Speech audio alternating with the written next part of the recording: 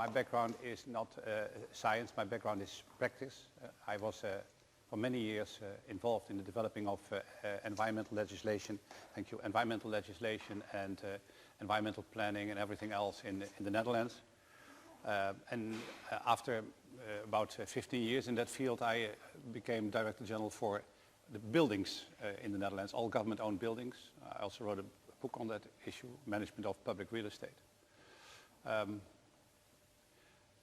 And then I became suddenly CEO of Natuurmonument, the Nature's organization I told you yesterday, a million-member NGO in the Netherlands. And I've said so on several sides of the table, the negotiation table. And I came to the conclusion that in general, it's not the content, it's not the, let's say, the content of the issues that is the problem. Generally, it's the lack of capability of people to deal with the issues. And today, this morning, I will give you a lot of information which will be very new to many of you. On the other hand, when you hear it, you think that's logical.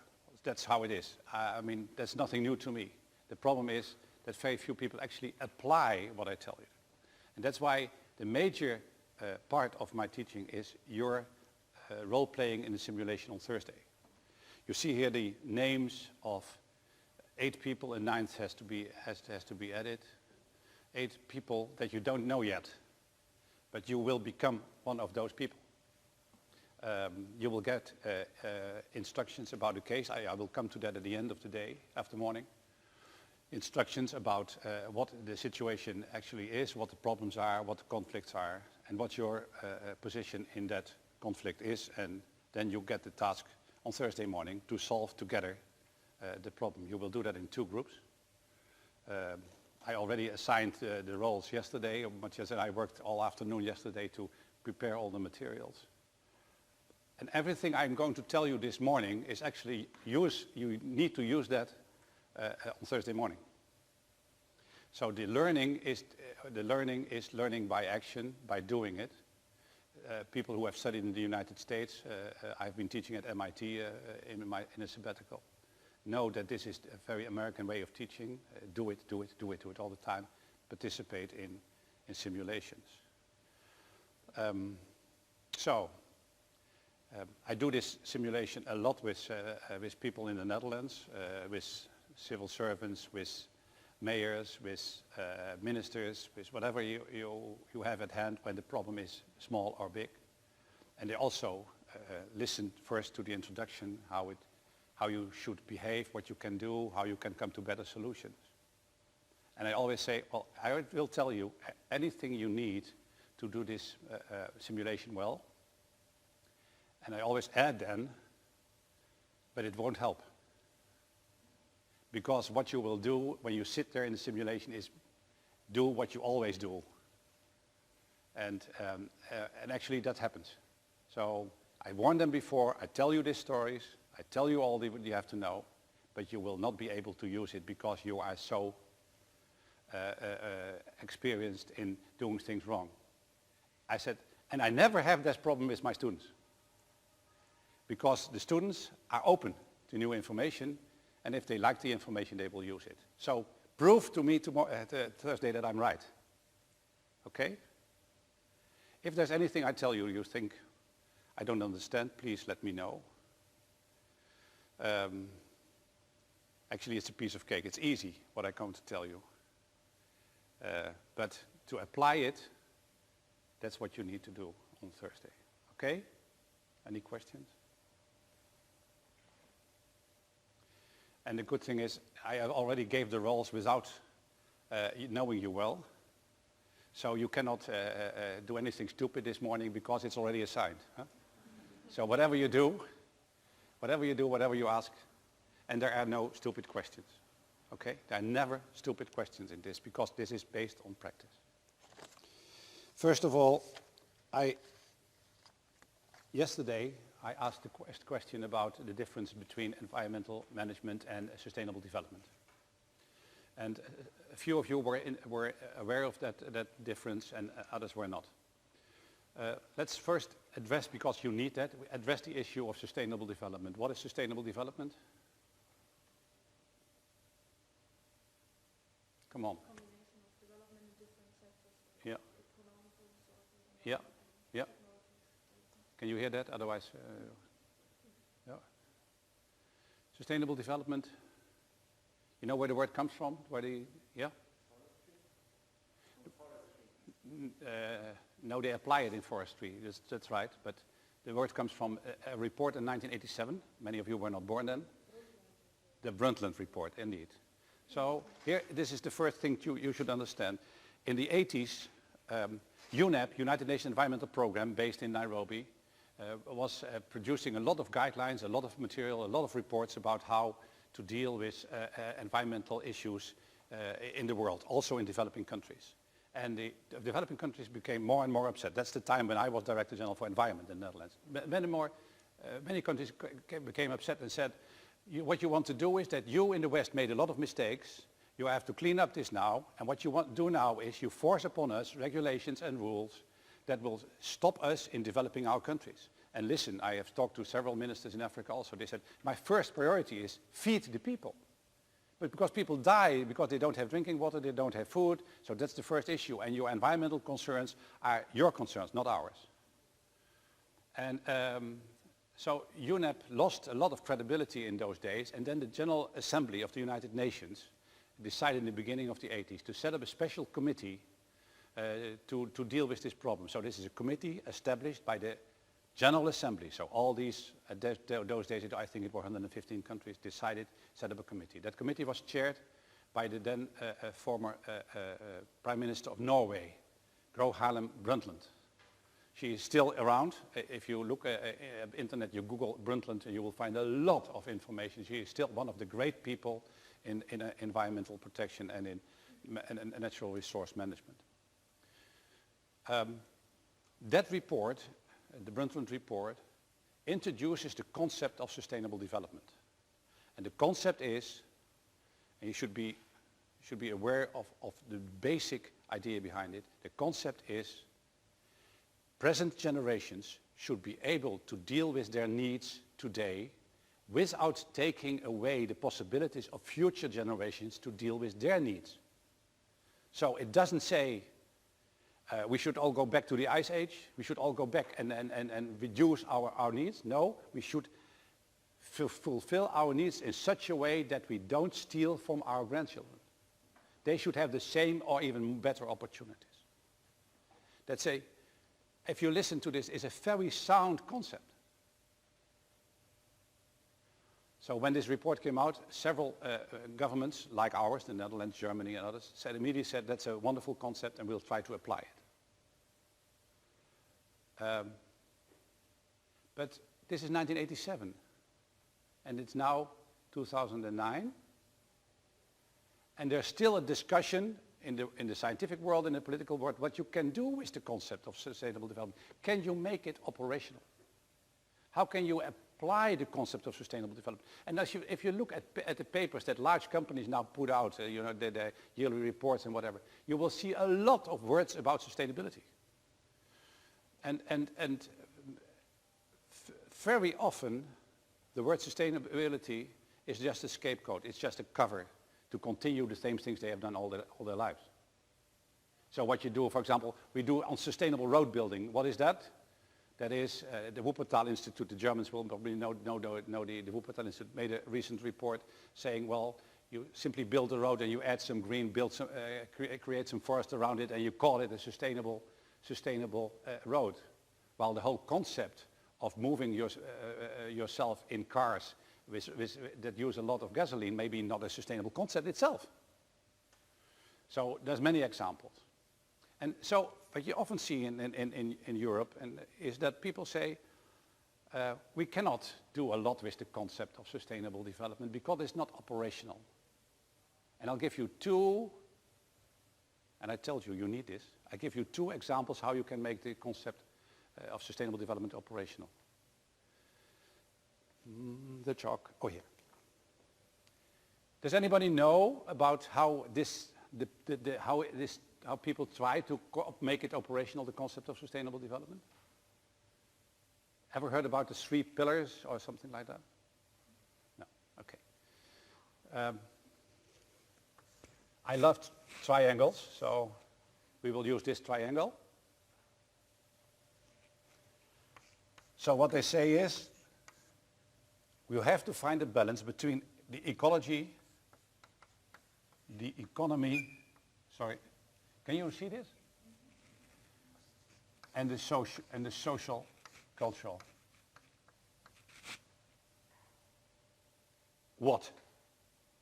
Social, cultural, what? Ecological, what? Economy, what? If you say, we have to find a balance between social, that's what people always say. Between social, ecology, and economy. To find a balance there. What's that? Balance between what? Interest. Interest can be, yeah, interest. What else?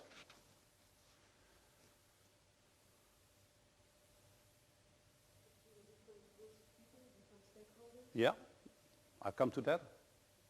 What I find most useful is that you say you have to find a combination, a balance between social cultural ambitions that are there in society, economical ambitions that are there in society, and ecological ambitions.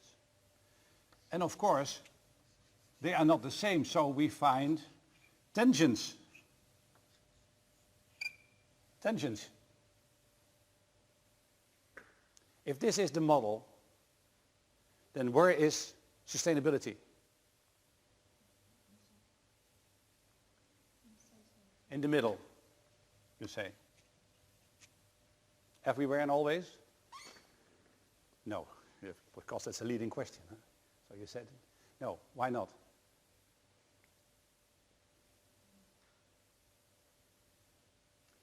Can anybody see that there is a terrible mistake in this whole model?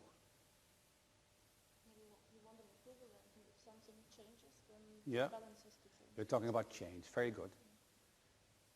Anything else? Anybody else? Yeah, sure. So the ecological emissions is a problem, sure. But in the model itself, it says you have to find this balance. We were talking about sustainable development. Development. What's wrong then? What's wrong? What's wrong? Hmm? Yeah, there is a dimension missing. Which one? The third dimension. There's a dimension missing. Which one? Is development and is time, of course. So now suddenly the whole concept of there is a point in the middle, in a static model, that we call the moment of sustainability. Remember this morning, sustainability is nonsense. Sustainability does not exist. Sustainability is an empty word.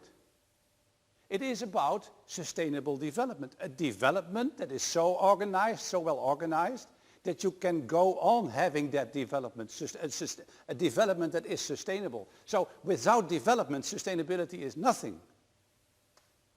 So you read about sustainable cars, sustainable agriculture, sustainable forestry. What is that? Sustainable agriculture, that's agriculture that you can continue all the time. You can do that with pesticides and with everything else. You can continue doing that.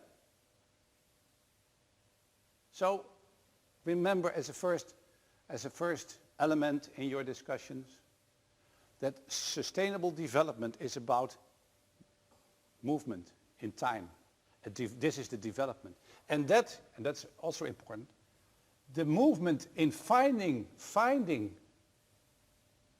a process of sustainable development might be something like this over time, depending on where you are. Because sustainable development in Slovenia is quite different from sustainable development in the Congo. Okay? And also dependent of the challenges of time, when the financial crisis broke out, then of course, then the movement is more in this direction. This one, economy. You deal with this first, because otherwise the whole system becomes unbalanced. Do you understand this? You buy it, this reasoning? Okay? You buy it? Please give me an answer. You buy it? Okay. Second model. To operationalize. Because, you know, if you do this, if you understand, you can ask somebody, you sit around a table, and you can ask people, now what are you, there's somebody from large industry, and you say, please tell me, what are your economic ambitions on the long term? And you ask the people from the NGOs, what are your ecological ambitions? What would you like to achieve in Europe? What would you like to achieve in Slovenia, in the Netherlands, in Germany? And the same for social culture. What do you think is the weakest corner in this model, in general? Very good. Who said that? Yeah, the social. You have a lot of economic models in the world, very advanced, very bad ones too.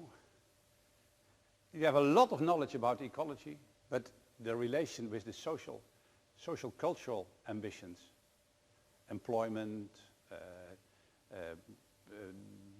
child labor, all these human rights issues, it's very difficult. It's very difficult to bring this in the model and come to conclusions that help.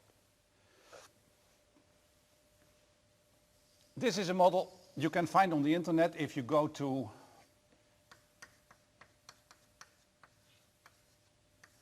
an organization in the Netherlands, University of Tilburg. I'm an adjunct professor at that university. Telos developed something which is very nice. They said, again, ecological.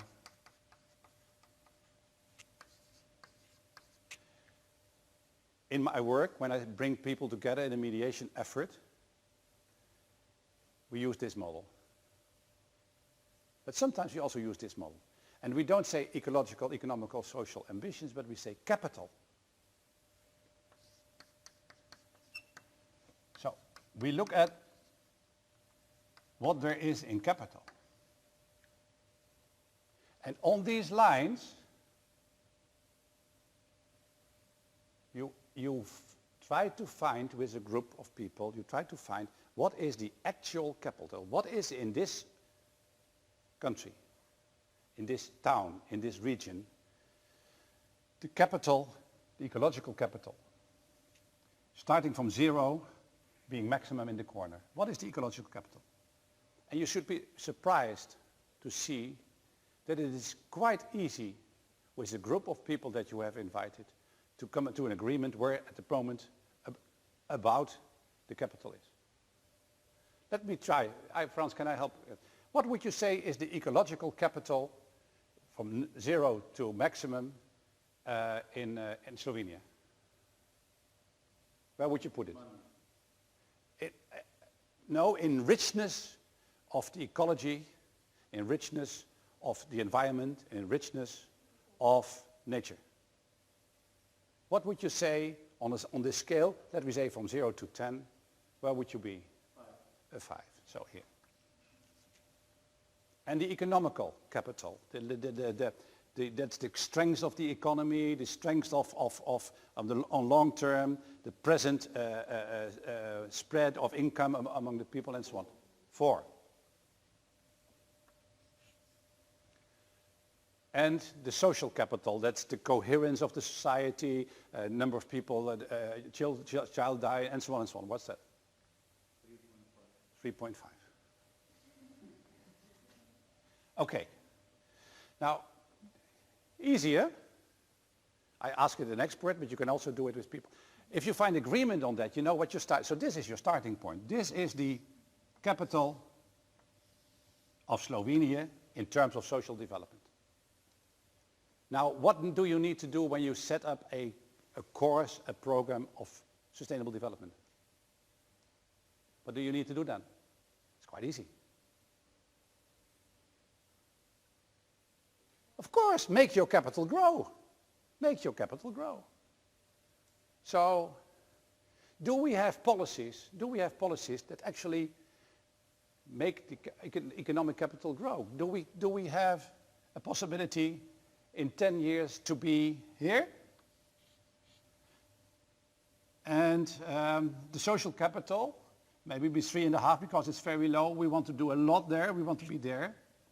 But when we look at this, when all these measures that we have to take to be there in 10 years, it will not be good, very good for nature. So this will go back a little bit. And this is, it's larger. Is it a sustainable development? This is a very difficult question. So please give me your answer. There are no wrong answers. Is it sustainable development? It grows here, it grows a lot here, and it reduces here. This is real life. This is what happens in the world. Now, loud, please. Depends on how it continues. Yeah, that's the right answer. Depends how long this continues, and if you can have. So the agreement in the Telos Institute, and there's a lot of authorities that actually use this model, they say if this is temporary, which is very difficult to prove anyway, but if this is temporary, or it's here, or it's there, then, and we can develop a program to overcome this reduction, then we say it's sustainable development. So the question then is what we do about this, what makes it then operational. So you see two different concepts. Understand? Understood? So let us look at the climate change program. Look at the discussion in the Senate at the moment in the United States. Look at the discussions in India. Buy yourself International Herald Tribune this week and you will see a lot of articles about the discussions in the Senate in the United States. Now, if we do all these measures that are taken, carbon capture, we will reduce the amount of energy used. The discussion is on all three elements. First is, now, look at the work that Lobnik has done in Denmark. If we actually introduce all these measures, then where does the ecological capital grow? Does it actually grow? Or do we just slow down the reduction of the capital? Ask yourself that question. And you ask the question to the colleague who will be here later this week. Ask the question, what are we talking about? Are we talking about growth of the ecological capital with all these measures? Or are we actually talking about reduction of the diminishment of the ecological capital? What do you think? The present measures that are in the design and the draft for the Copenhagen Protocol. Did you see that? What is the target? What is the target? And the target is not to reduce. What? The target is not to reduce. So the realistic target. You think the target is not to reduce. Harry? Yes, 2 degrees right now, so I think... Here's the answer. They don't say we will stop climate change. What they say is we will reduce the climate change to 2 degrees, which is not growing of capital, ecological capital, because it has negative effects all the way. But it's slowing down this movement. But on the other hand, what does it do for the economy? The discussion is that people say it will, when we don't do anything, it will sharply reduce economic growth and it will sharply reduce economic capital. And with that, the same here. So the conclusion is, and I've talked, and Frans was there, Professor Lobnik was there, international conferences. I have drawn the conclusion, and supported by all our members, all the scientists from all these European countries, that if we would look at the climate change issue from the perspective of sustainable development and look at the position of the different countries, then the negotiations should be very, very different. They should incorporate much more elements than only the reduction of the growth of temperature. So introduction of the very concept of sustainable development gives you a lot of obligations to look over the fence. Look over the fence, see what's happening there. And I should be modest, but I'm considered an expert in the Netherlands on negotiation. I recently wrote this book with my colleague from MIT about this subject. I do a lot in this work, and I find that using the model, both the models, in groups of people, even people who are not experts, even simple farmers, people from the street, it makes them very clear where they should look at. It's not complicated. It looks complicated, but once you get to grips with it, it's easy to apply. So far, so good? Now, back to this model. We are talking about ambitions. Who are these ambitions? Who has these ambitions? Who have these ambitions? Simple answer. We do. People do. Yeah, people do. And there are very few people who have social ambitions and ecological ambitions and economic ambitions. Very few people. Maybe you have those ambitions. But most people have them either here, either there, or either there. So these people have to come together. And they have to confront each other's ambitions. They have to listen to each other's ambitions. So what will they do then when they have to find this road to sustainable development? What do they do then? I used the word several times already. They're meeting, and what are they doing in the meeting? Huh? Yeah. So,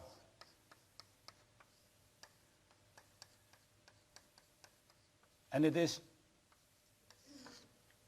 very important to understand that sustainable development without skillful negotiations is not possible. If you're not a capable negotiator, look at what's happening now in the climate change world. If you're not a capable negotiator, nothing will happen. I got a mail a few days ago, just before the weekend, from the United States, from my colleague with whom I wrote this book. And he said, we are asked by the largest electricity network company in the world, in the United States, to help them in their negotiation process about how to deal with the future challenges on that network of the cables, that go to all these power plants and to the houses and so on. That company does a lot of negotiations, because in the decision making are involved the owners of the network, the owners of the power plants, the owners of the companies that sell electricity, the people, clients, and so on and so on, a whole bunch of people. And he wrote, they are not making any progress. For years, no decisions have been taken because they cannot agree on anything. Do you have any suggestions based on experience in Europe that they could do better? By the way, they are meeting 300 times a year. That's every day.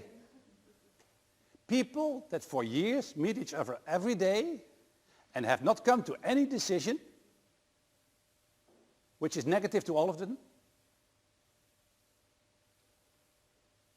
So my first reaction was, please tell them to meet only once a month. My first reaction. If I was involved in, if I would be asked, because I don't have a company, I am a retired person, I have a lot of experience in the field, and I don't care about the client, okay? So I tell the client the truth. Because if they don't want me, fine, take somebody else. I myself, and I don't work for a company that has to see that they get another job from the company. And I would say to such a company, you have an idiotic system. Do you think I can help you keep up an idiotic system. If you're not willing to change the system, take somebody else. Capabilities, capacities for negotiation is very important. And to be honest, very few people are good negotiators. And I will tell you about what good negotiation is. Okay?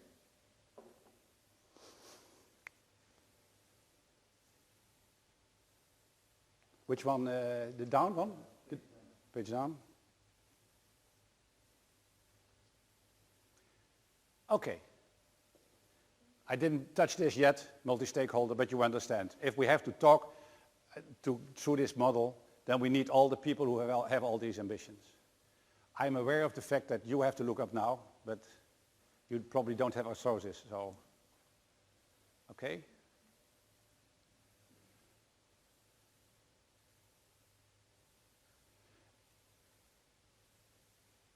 Here the word is introduced, it's called the mutual gains approach, and I will go into that in detail.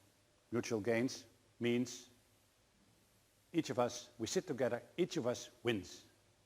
In the past we used to call this win-win system, but then people think in terms of sports, and they said there's no game in the world where both parties can win.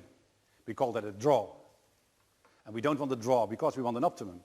So we want a win-win situation.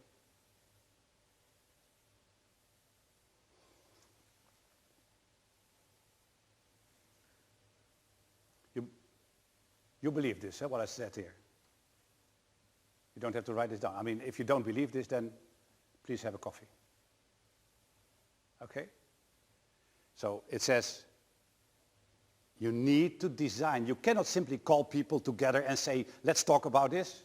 You have to design and manage how the participation is, what you said, Axel. You have to design it. You have to think ahead. How shall we arrange the participation? How do we do consultation? Do we really want to build consensus? Do we want to have agreement between all parties? We want transparency. Very often government politicians don't want transparency. We want credibility.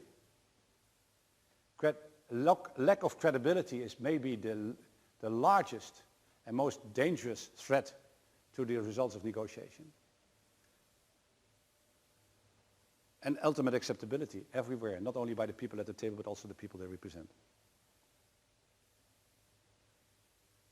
Okay. Gregor, when was your last negotiation? About what? Can you be a bit loud? Several different occasions, but actually it was about a program in our largest retailer, which product lines to launch. Okay. When was your last negotiation? Yours? Yeah? I have heard many, but I haven't been participate as a negotiator. No? No, I was working in Belgium. Do you have a boyfriend? Yeah. When didn't you negotiate where to go on holiday? Okay. Or what should we do tonight? Or do you simply decide yourself? You always decide and he follows. Yeah. People like me in the past, when my daughter was younger, negotiated about how she went to the discotheque. What time do you come home? You think you can tell a child of these days, you have to be home by 12 o'clock?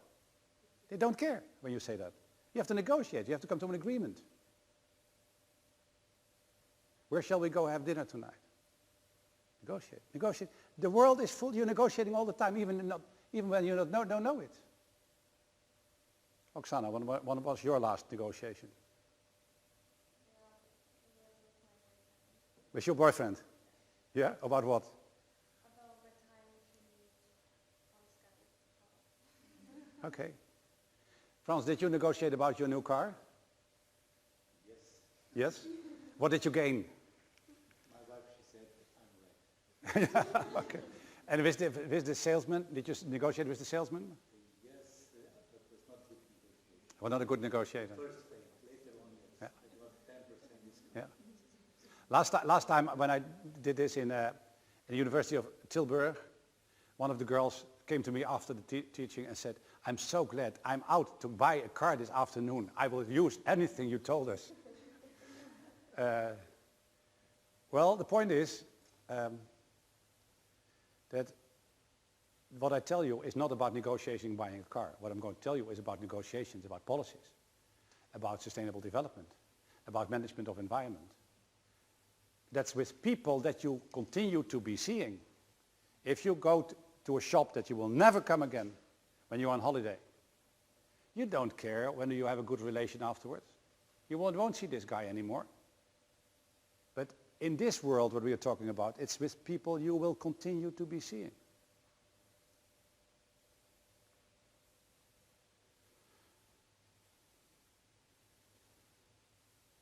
It says so here. Huh?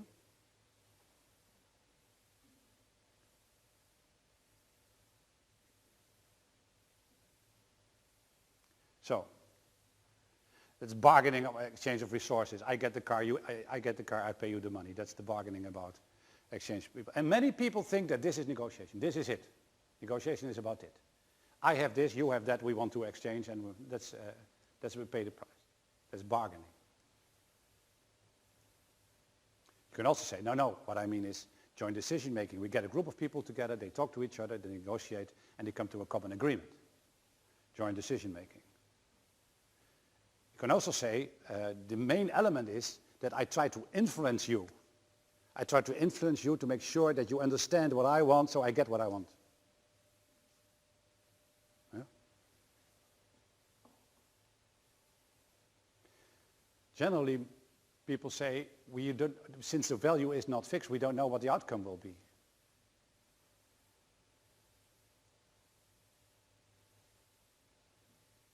Self-interest. When I start a mediation process, we always do, and that's part of the deal, otherwise I won't do it, we do this simulation that you're going to do. So with the participants, we at first teach them a little bit, then we do this simulation. And major importance there is that I am then the independent chairman of the whole process.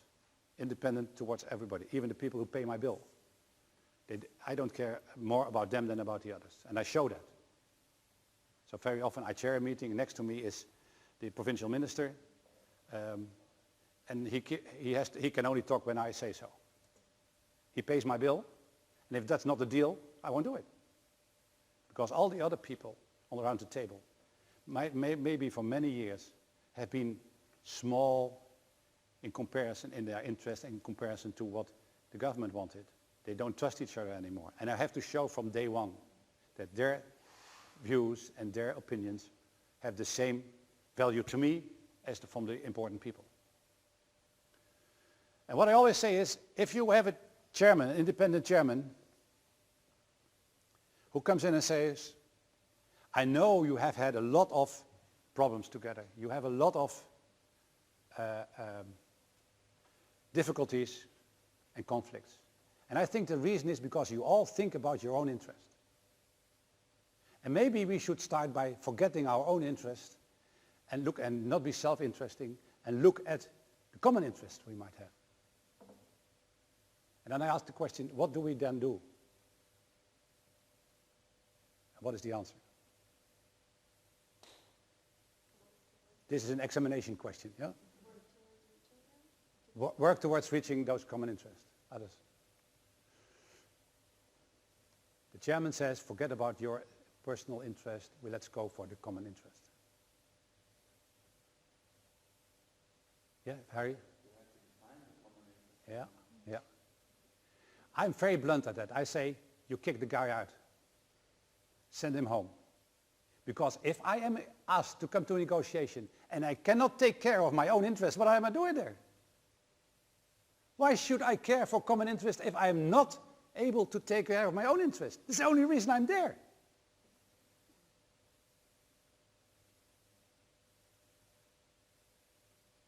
You're a negotiator. You're sent by an organization.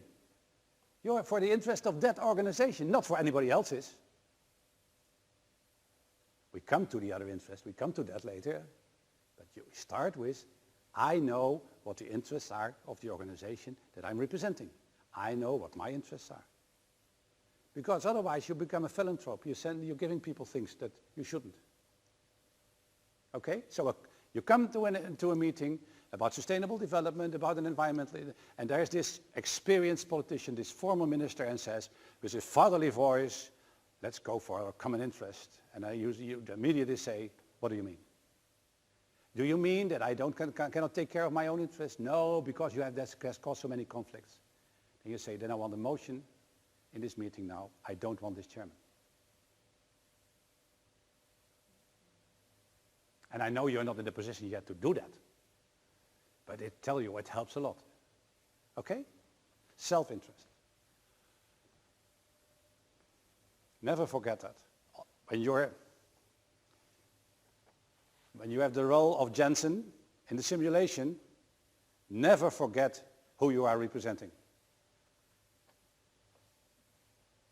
I see people in this simulation agreeing with a solution which is against their own interest. Because they think it's so nice. It's such a nice solution. Let's do it. What happens then? That person comes home, tells his background, his constituency, what the result is, and they say, are you mad? What did you do?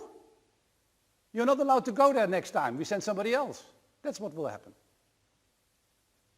We're not supposed to send an idiot. And of course, interdependence. You're dependent on what others send. In a negotiation, there's always the potential for mutual beneficial gain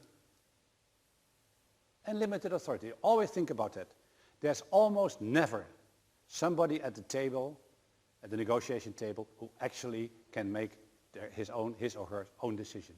They always have a constituency. They always have to go back to their NGO community or to their local council or to their government, okay? People at the negotiation table have always limited authority, and you want to know. So if you sit together in Puerto Mauricio, because that's the simulation, if you sit together, you want to know what the authority is of the people around the table. What can they actually decide? Okay? And then, of course, communication is I don't have to dwell with that so long, and relationship. Frans, yeah? How far you could go with self-interest? How far you can go? I come to that. Yeah. If I only focus on self-interest, if I only deal with my own interest and I don't listen to the others, do you think we can get a result? No, of course not. Now, what is a successful negotiation? First of all, the outcome should be good for all parties. Because if one or two parties don't agree and don't think it's a good deal, what then? They will go home and say, well, you know, they struck a deal, I was not part of it, I didn't participate in it. And so that party will continue in trying to influence the policies and implementation of the decision. So this is what you often see. You see negotiations and people say, this book is most about why majorities don't work. So we say, we cannot come to an agreement, let's take a vote. Oh, I see that the majority is in agreement with this solution, we'll do it. In practice, it doesn't work. Because the people who are against that solution will do anything later on in the implementation to make sure that thing doesn't happen.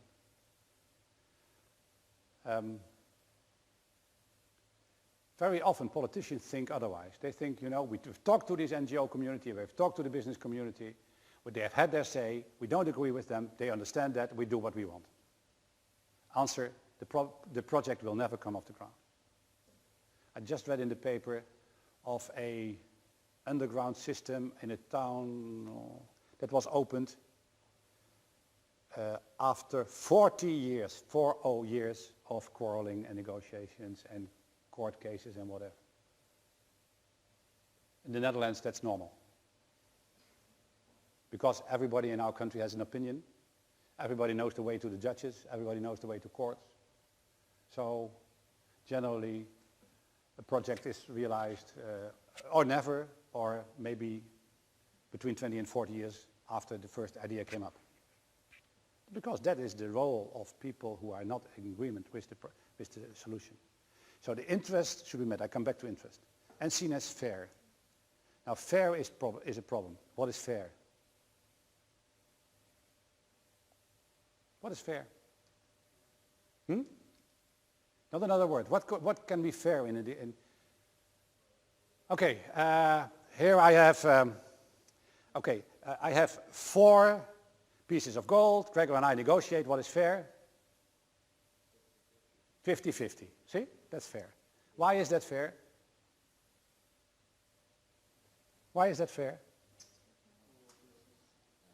We're supposing that we have the same standpoint. So it's Yeah. the same value, same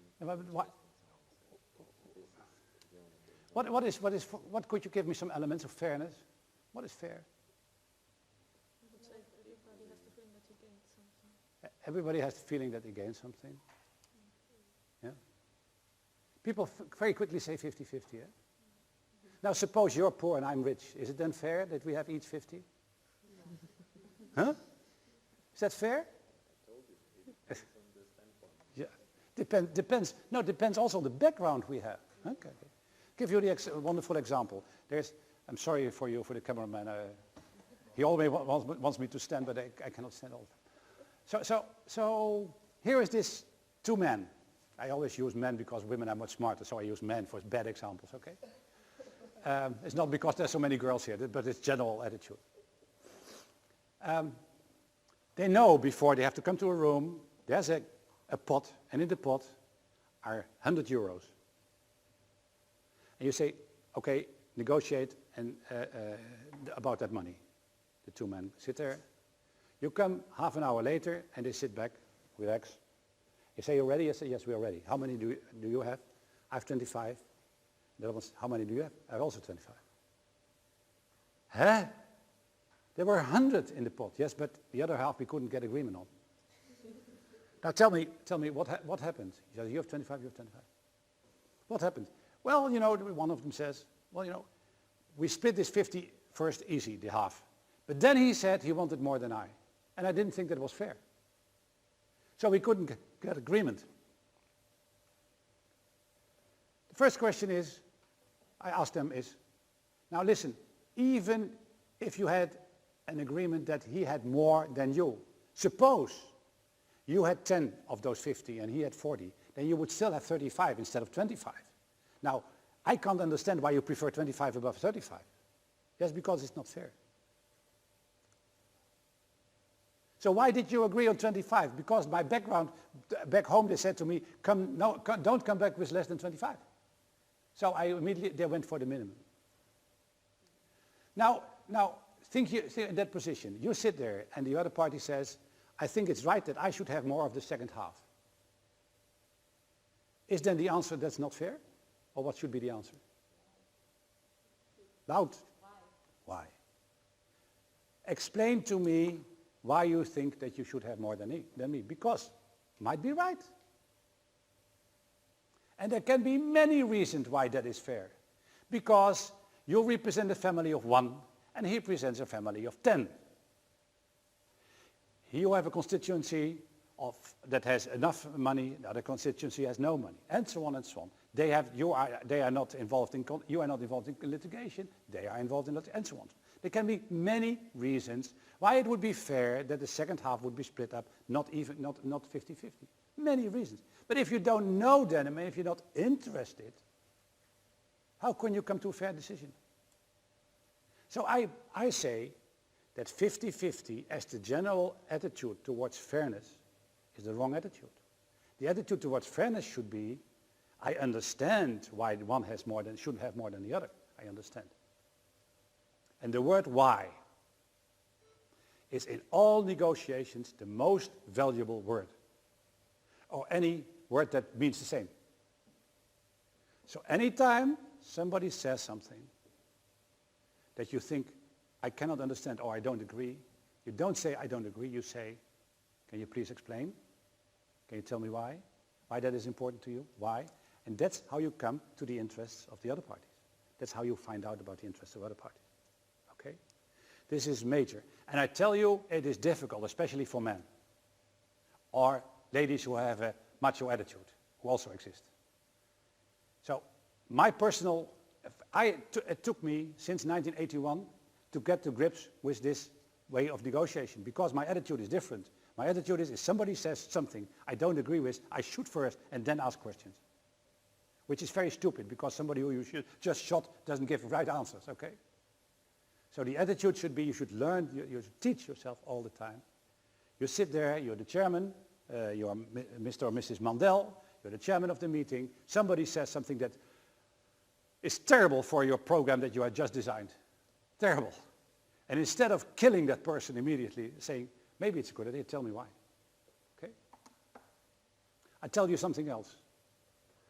In practice, when we do this with people who are actually, after we do the simulation, they go into the real life. They do the same thing in the real life. We tell them before that when we observe this simulation,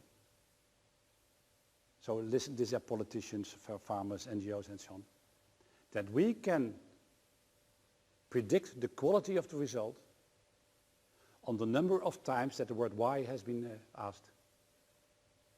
I say that in advance, also to you. Okay? And it's really true that even with people who have a lot more experience than you, it really happens that we have this simulation and the word why is only once or twice used. And then they are surprised that they have no agreement. I told them before, is it like I told you? You will not do that because you're students. You will ask the question why. Okay?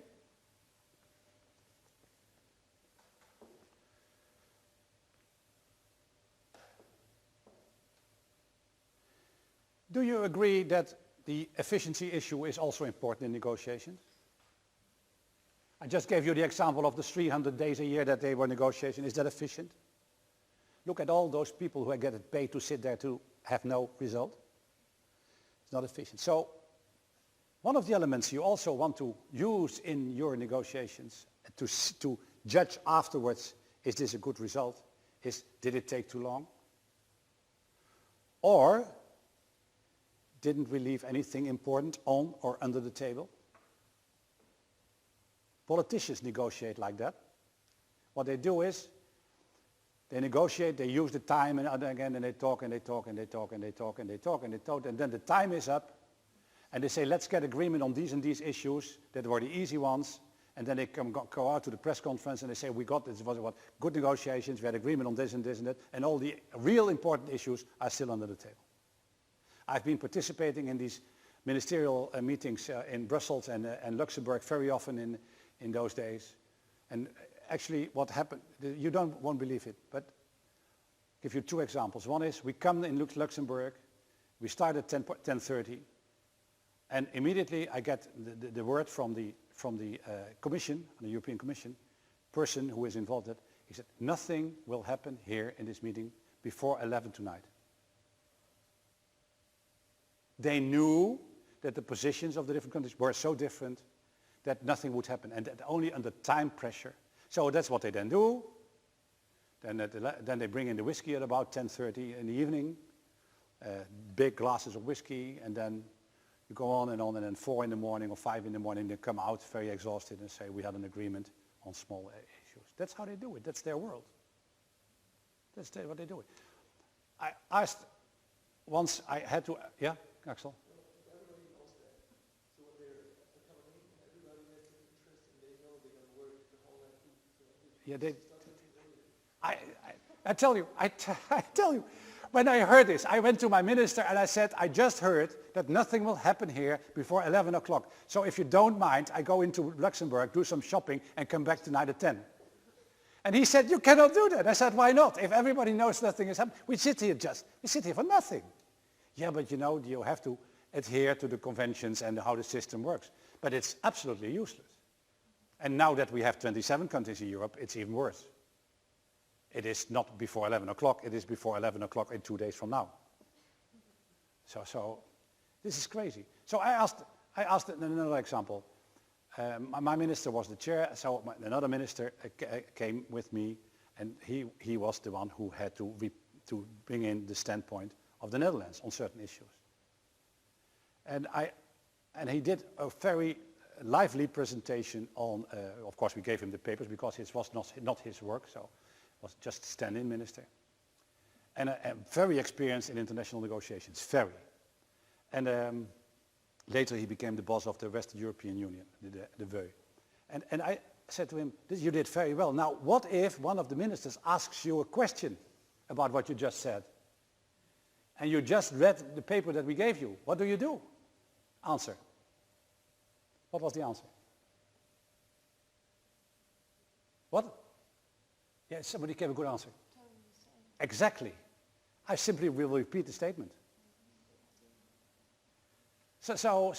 And then the code is, then the other ministers understand he's just reading a paper, he doesn't know what he's talking about, so we won't ask him any more questions. So negotiations in international conferences, in international decision-making bodies, when you see all these ministers around the table, actually nothing is happening in terms of negotiations. Never. So where does it take place? Remember this, what I'm telling you now. You need that for the simulation. Where is the real negotiation taking place? Yeah? In the levels underneath the ministry. Yeah. When they prepare the papers for the meeting. Yeah. In supporting levels, but most of the time in the corridors, in the coffee shops, in the toilets. Men stand next to each other, you ladies know how that works.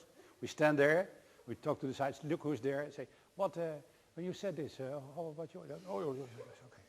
That's how you do it. That's how it works. And what you do is then you present, and you have an idea, maybe how we could proceed. This is also, you can use this in the simulation. You have an idea how it might proceed.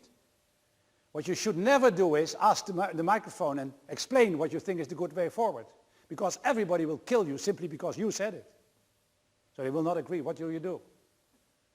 You write the proposal on a piece of paper, and you don't say who wrote it. It's non-recognizable, it's white paper, no name under it, nothing on top. And you say this, possible solutions for this and this and this.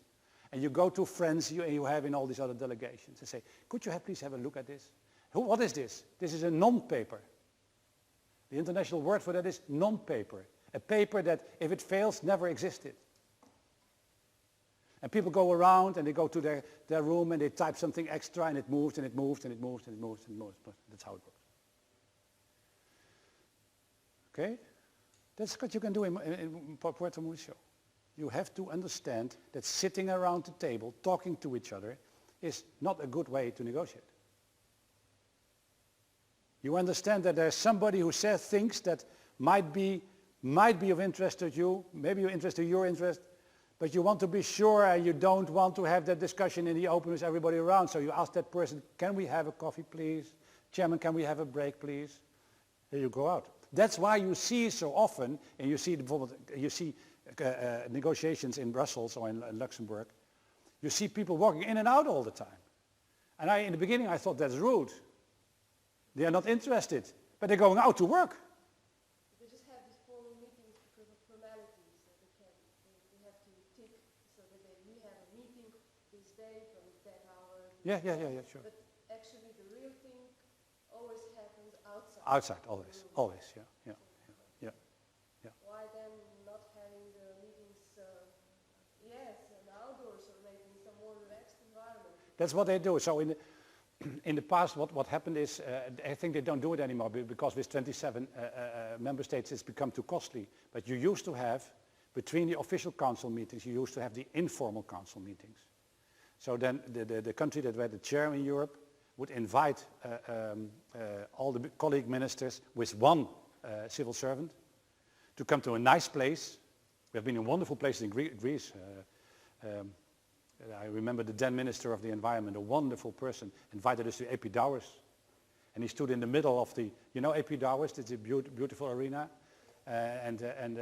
Where you actually, when you stand in the middle, it's huge. You stand in the middle and you can talk like this and everybody can hear you. Wonderful acoustics. He stood there and talked to his friends from Europe about how environmental policy in Europe should develop, and it helped. It helped, but they don't do that anymore. And the relationship, huh? You don't want to have a good result with a fight between participants. You don't want that, do you? Do you think that helps? Do you think they come when you call a next meeting? So these are the 3 criteria. Do we agree? 3 criteria, 1 on content, 1 on efficiency, and 1 on relationship. All 3 should be fine. Okay? It sometimes happens that in the simulation, somebody is behaving so badly that that person is sent out, and the other 7 come to an agreement, and that person is still mad after we stop the simulation. It's quite obvious, when you read all the material you will see that, quite obvious, then the implementation of the decision will be very difficult. Because that one person will make it his life's work to make sure that that decision will not be implemented.